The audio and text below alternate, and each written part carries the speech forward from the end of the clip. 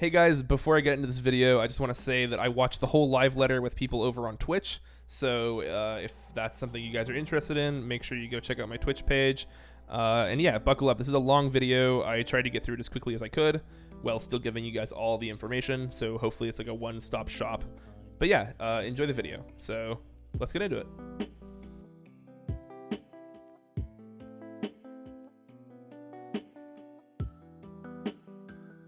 Hey guys, what's up? Fur Daddy here. I don't usually make these kinds of videos, but I thought because this live letter has a large focus on crafting, as well as it being like the last live letter before Endwalker, I thought I would go over the changes in it, and hopefully I can illuminate some of the crafting stuff if you guys watch my channel for that, but I will be going over all the changes in the live letter. So yeah, let's get into it. Okay, so the first thing that was announced in the live letter is the fact that Endwalker is actually going to be delayed. Apologies if I'm the one breaking this news to you. To put a long story short, basically the QA for the game was delayed because they were too busy kind of fleshing out the lore and tying up the loose ends in the story of 6.0.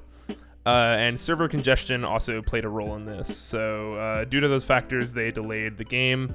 Now early access is going to be on December 3rd, and the main release is going to be on December 7th. So with that, they also posted a new schedule for all the updates.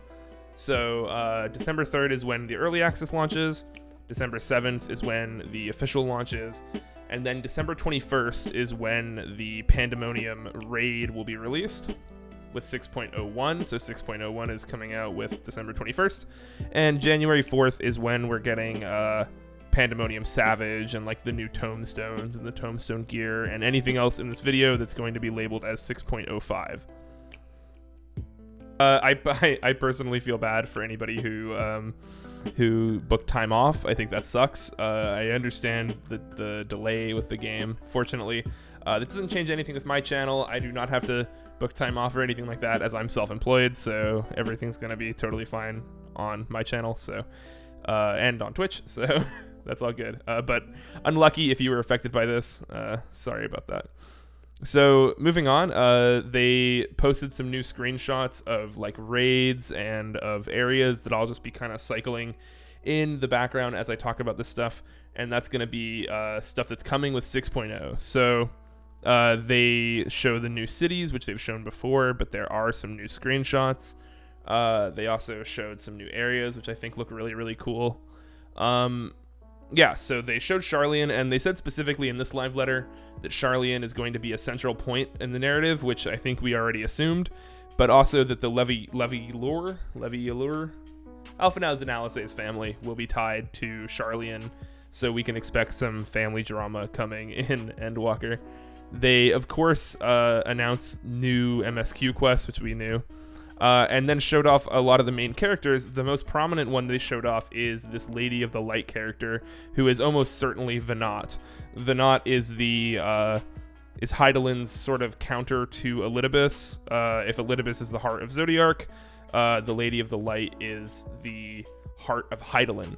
And so I'll be going into another video analyzing the trailer that they posted in this as well, with a good friend of mine, providing details about that stuff in the future, so stay tuned for that.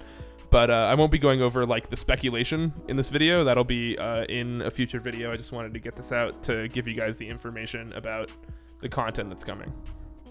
So yeah, they also announced this really cool feature, which is basically that NPCs will follow you around during quests in the MSQ, and that you can take them around the immediate area, but if you go too far, they just teleport or despawn. They also said that G-pose will work with these, so they'll get in your mount and everything like that, so you can have Alisae and Alphanau in the car with you, chilling out. So that'll be exciting to see what people do with that, and I think it'll be a good reason to go back in New Game Plus to find all the funny screenshots and stuff that you can get. Yeah, okay, so they also discussed new role quests. So they discussed role quests of tank, healer, melee DPS, physical range DPS, and magical range DPS. So there's a new melee DPS category, but they said that they won't add them until 6.1. So basically you have all of patch 6.0 if you want to level up Reaper for the melee DPS section, you can do that. They also said that unlike Shadowbringers, the role quests aren't going to be mandatory for Endwalker, so that's really good.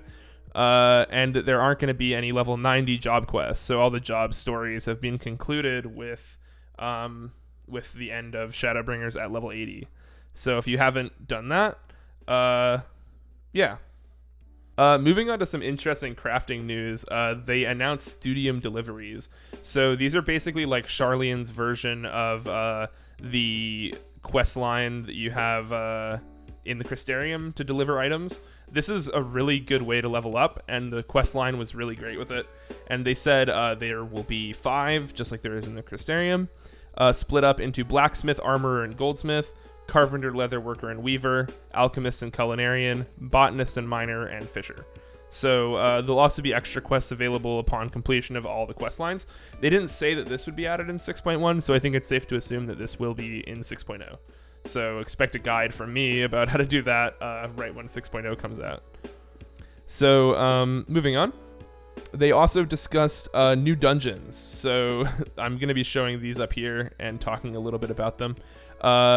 These are pretty cool. I like a lot of these. Again, I'll be going into an analysis video about all this stuff here, the different stuff that they added, more in the video I'm probably going to upload tomorrow or the next day. So stay tuned for that. There's some really interesting stuff with here. I just wanted to talk about this dungeon in particular that I'm showing on screen now. They said that it's going to have like a lot of people in there, presumably like NPCs, and that there will be like AI controls in this dungeon. So I think that's kind of interesting. I don't know specifically what they're talking about, but yeah, like some sort of like tactics style gameplay or something, but it seems pretty exciting. So yeah, moving on to trials. They just said secret, so that's cool. We don't know what the trials are going to be. They did mention Pandemonium, Asphodelos. Again, I will be going into the analysis of what Asphodelos means, the ramifications that has for the story, as well as what our predictions are from people that pretty obsessively study the lore. So that's going to be a pretty exciting video I'll be putting out soon. So stay tuned for that. And that's coming out with 6.01, and then Pandemonium Savage is coming out with 6.05. On the screen right now, what I'm showing is the footage of Pandemonium that Yoshi P showed off. So it looks really cool. It has like this weird kind of like Kingdom Hearts vibe to it, but it looks really cool. It's like obviously the underworld, but that is analysis, which will again be in a future video. So okay, so moving on to what's probably the most exciting bit of content that they announced. It's the Excitatron 6000, the new treasure map that they're going to be posting in patch 6.05. If you've watched any of my streams, you'll know how much I love maps. So while everybody's posting Savage Raid guides, you know me and my static are going to be doing treasure maps. All right, so moving on from that, they announced a lot of changes in PvP. So they announced that basically a small-scale PvP piece of content is coming to replace the feast in 6.1. I'll touch more on the feast leaving later. So it's called Crystal Conflict, and I have some screenshots of it on the screen right now. They are going to release it with 6.1, and it is basically, yeah, it's like this 5v5 thing where jobs don't really matter. Like you have job specific special attacks, but there's like distinct PvP actions. There's no role-based matchmaking. It's just like a 5v5 with 5 different jobs, and it's designed for casual play. It's like low pressure. You don't have to worry about picking up marks. It's a lot more simple. So yeah, you have your own actions in it as well. They're going to show us more about this closer to 6.1, but I have some details about how the game actually works if you're curious. So basically, you have 2 teams that have bases on opposite ends of the field, and they fight to sort of gain control of this crystal in the center. Once they've claimed it, they can push it into the opposing team's base. So like kind of like Overwatch or like TF2 with the cart that they use, or like the train. And whatever team gets the crystal to the enemy's goal wins.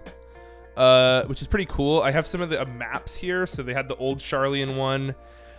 They have like one of Hell's Kier here and some other locations. This one looks like it maybe like the Sea of Clouds. Yeah, so there's some cool spots, and they also mentioned that the fields in the different maps have like some special gimmicks with them, with this one on the screen, like a kind of Bomberman style thing. So they're also restructuring how they give out rewards with this. So they're going to have these things called series that are going to... or sorry, a season that's going to be a little different than a series. So instead of being like 6.1 to 6.2, they're going to go in between patches and generally be shorter. So instead of 6.1 to 6.2, it'd be like 6.15 to 6.18 or whatever. You can earn rewards like a battle pass and get your level increased. And as you do that, you can get these tokens, which you can spend on rewards.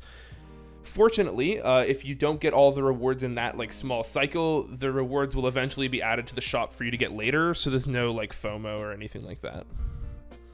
When a new series begins, your level is going to be reset to 1 and the reward lineup will change. You'll also be able to get tokens and exchange them for like stuff you missed before. So yeah, it's okay if you take your time with it. And the series experience and levels apply to all PvP modes, although they are going to be getting rid of the feast. So that's a pretty big deal. I'll get into that in a sec more, but I'm just kind of going in order that they said stuff in the live letter. So yeah, they also briefly mentioned that the Garo items in this part, for some reason, they said that they were discontinued and they're working on trying to like work out a deal to get them back. But it's still a work in progress for right now.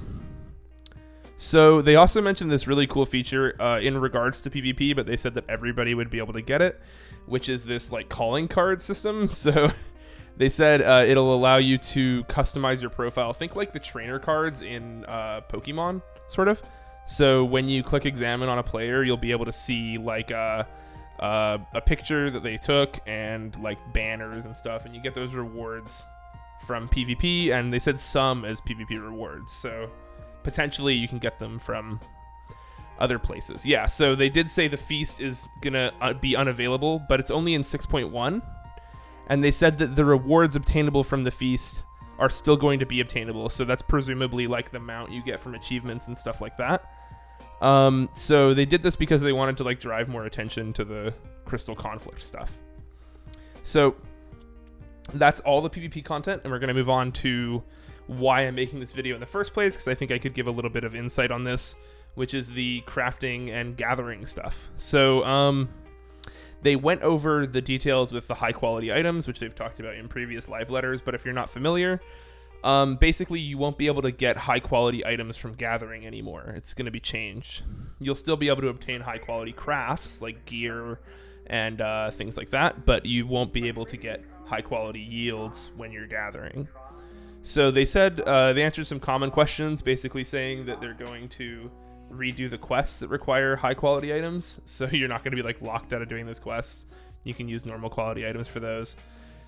They also mentioned that the high quality item delivery bonus for Disciples of the Land, at least, will be removed. So what this means is you will not be getting that double XP and double gold that you get for turning in high quality leaves.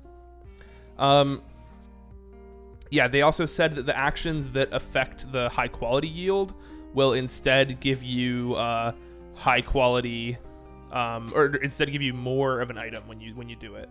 And I'll go more into more detail with that in a second. So basically, yeah, so they also changed the requirements for the achievements that require gathering high-quality items. They didn't go into detail with this, but basically they made it so that you'll still be able to get these. They didn't say exactly how, but I guess there'll still be some way to get them. So on to specifically mining and botany. They said that they changed some of the existing actions and they added some new actions. So they changed it so instead of increasing your chance of getting a high quality item like with perception, you instead get this thing called Gatherer's Boon, which increases your yield. So any of the abilities that would usually increase the chance of getting a high quality item will instead just increase the probability of you getting an extra item from the yield instead. So that's pretty cool. You don't have to worry about like prioritizing the amount of items you're getting versus like the quality of them. So I think that's overall a good choice. Okay, this one I'm really excited for, which is the fishing. So they said the same thing with mining and botany, that new actions are going to be added and they're going to change existing actions to adjust to like the high quality thing. They did say that they're replacing high quality fish with large sized fish. So the question is like if you prefer the high quality chub or the large sized chub. But yeah, so instead of getting high quality fish, you'll get large fish. They also changed spearfishing, and I have that playing on the screen right now. And that is basically the way that the new spearfishing works, which is like this weird, it's almost like a mobile mini game. It looks really fun. I can't wait to try that out, and it looks like you'll get a lot of fish from it. So, you know, getting your own fish for culinarian might be more viable, and it just looks in general more fun. It'd be cool to see people go in with like a really low item level, like, and try to do it and see if maybe the fish move faster or something. Yeah, so moving on from fishing onto the Leve Adjustments. So this is huge. This is like a big deal in the crafting community. So I talked about in my previous money making video about Leve quests and making money from coffee biscuits and stuff like that. They dropped a bombshell saying that the amount of gil that you get per Leve quest is going to be adjusted. Basically, it's going to be decreased. The amount of XP and gil from leaves with high numbers of items are too high, they said, and they're going to reduce them.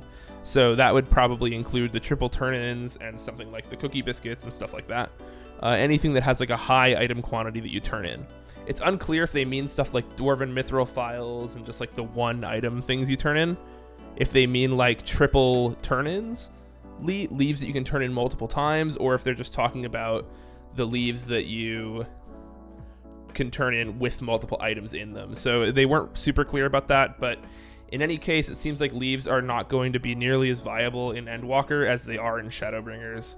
So that's something to take into account. It's definitely going to still be worth it to bring all your leaves capped into Endwalker, but yeah. So yeah, onto the like system adjustments. These are still really important, but this is just more technical stuff. So they talk more about the XP downscaling, and they brought up that the classes, jobs, retainers, and trusts will all be affected by XP downscaling, along with the other jobs that they talked about in previous live letters. But all the times to level up are going to stay the same, so you won't feel this at all. It'll just be like lower numbers. The really important thing they did mention is because of the way they're doing this, if you're between two levels, like let's say you're like between level 76 and level 77, and you have a certain amount of experience, if you are that at 6.0, you will lose all that XP between those levels. So you'll just go back to 0 XP and you'll be like at 76. So just make sure you're like at level cap, or you have like very little XP in the job you're leveling up. Just get it to the next level. He said, Yoshida said that if you just have like a little way to go to the next level, just to level it up before 6.0 drops. They also mentioned the names for the new Tomestones. If you're interested in that, there's the Tomestones of Aphorism. Aphorism is a terminology that basically means like an idiom, but it has truth to it. So like, if it ain't broke, don't fix it is a good example of that. And those are the uncapped Tomestones, and the capped ones are the Tomestones of Astronomy. So I'm showing you right now the Aphorism gear that they're launching with for the different jobs. They just showed it on screen with pieces of paper, so I have that cycling through right now. Yeah, so they basically said that Aphorism is going to be out with 6.0, and Astronomy, the capped Tomestones that are like the Revelations right now, will be added 4 weeks after 6.0 to coincide with Savage and treasure maps. The gear sets that were there were the Aphorism gear sets. They briefly talked about expanding glamour plates and inventory capacity, and they said that by 6.1 they want to start working on this. They also mentioned that the Tomestones needed to exchange weapons will be reduced from 1,000 to 500. They just basically looked at like removing belts and the way they were balancing the raid loot drops and just decided that like it was a bad idea to keep it at 1,000 and it would be more fair to bring it down to 500. Then Yoshida graced us with the gear from the Savage Pandemonium, which looks super cool. It looks like this weird like angel kind of like holy gear. I'm a big fan of the weapons personally. They look very clean and they look cool. They also showed us some new Mogstation stuff. The Omega and another Glamour. They just showed us.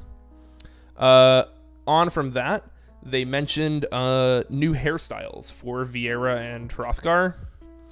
This is a little disappointing, but they basically said that female Hrothgar will get all these new hairstyles that I'm showing right now, and that the male Hrothgar will not be getting any new hair in 6.0. They're planning to implement more in 6.1, but you know. They also said that they didn't design Viera males with the same limitations, so they should be able to create hairstyles more easily for them. So yeah. Another big update, they mentioned that the Gatherers and Crafters scripts will be purple. So do with that information what you will. They're going to be purple now, so that's good. Next off, they showcased the newly designed achievement UI, and it looks awesome. It just looks really cool. Yeah, it just looks like a journal or something like that. So I have some pictures of that on screen right now. Okay, so the next thing is something that I just want to take a second to really hammer in, because if you were at the live letter and you're watching this, you'll know that in this part of the video, Soken came on to the screen and then proceeded to spend 25 minutes talking about this like 3D sound thing that basically just equates to the fact that they're partnering with some company that's going to allow you to have 3D sound, but you send a picture of your ear. I have footage playing of that like trailer that they linked. But yeah, they just talked about it for so long that that Nico shut the stream down. It was insane. So it almost broke me on stream, but Jesus Christ, they talked about it for so long. It's just insane. Anyways, they followed that up with a update that Soken is in good health and is doing well. And yeah, so we're almost at the end. They came back and talked a little bit about housing. Now, this is a big deal as well. The housing market Discord was like absolutely on fire when I was looking at them talk about this. So they mentioned that we know about the new residential district, right? The Emprium. But they said that they're working on their new land purchase system. And here are the following changes. Land devaluation is going to be removed. So basically like the price of land like gradually going down is going to be removed, and you won't be able to grant brand new FC members authority to purchase land or the rank of FC master, which is important because they use that to like transfer FCs to people to sell houses to people. It's called an FC transfer. They also said that there's like all these restrictions now. So the timer, like you can't relocate to a plot now to circumvent the timer, which is really big. Yeah, so they just gave a lot of details about how the lottery works. Basically everybody enters in on the lottery, and then after a certain amount of days, it says the person that won, you get a notification that you've won, and if you haven't, you have 90 days to like claim your money. And after 3 days, another lottery period happens. They're going to walk through this again before 6.1, so I don't want to really talk about it too much. But just know that like they effectively killed the aftermarket housing sales, which is really good, in my opinion. Yeah, so they just briefly talked about stuff like the Oceania data center. They mentioned that it would be called Materia, and that you would get bonuses for new world transfers there. And then finally, they showed some photos of some of the new housing, which looks really nice. They also mentioned that they talk about the Island Sanctuary on the next live letter as well. So that's pretty much it. Just some like kind of like housekeeping announcements. They said that they're going to delay the All Saints Wake event. It's going to be in January, so they just didn't want to run it with the release of Endwalker. And so they're doing that. The only other stuff they really talked about was the fact that they have this promotional video for the Endwalker vinyl that I have playing. And then they have Final Fantasy spin-off manga called Academia Eorzea that they're going to release in Japan that is, I guess, like based off this school I don't even know, this like high school AU alternate universe thing. So yeah, so he just said that they that's it, and then they gave us a little teaser for 6.1 saying that a gentleman will appear, which I can only assume means Hildebrandt. Yeah, so that's it. This was a very long video, and I feel like I just tore through all the stuff in it. Like I went through it as quickly as I could. I am recording this on the night of the live letter so I can post it for you guys. I know there's going to be a lot of people making videos about this, so I just wanted to be able to provide a little bit of insight, because I know you guys look for my channel for crafting stuff, and this live letter was heavily focused on crafting. Just let me know if you like this style of video and if this was helpful for you, and I'll definitely make more of them. And like I said, I'm going to add another video later this week analyzing the trailer and the new content we got, because we know quite a bit about the lore. And so if you're interested in that, subscribe. And yeah, so thank you for that, and enjoy. I'm gonna go get some sleep.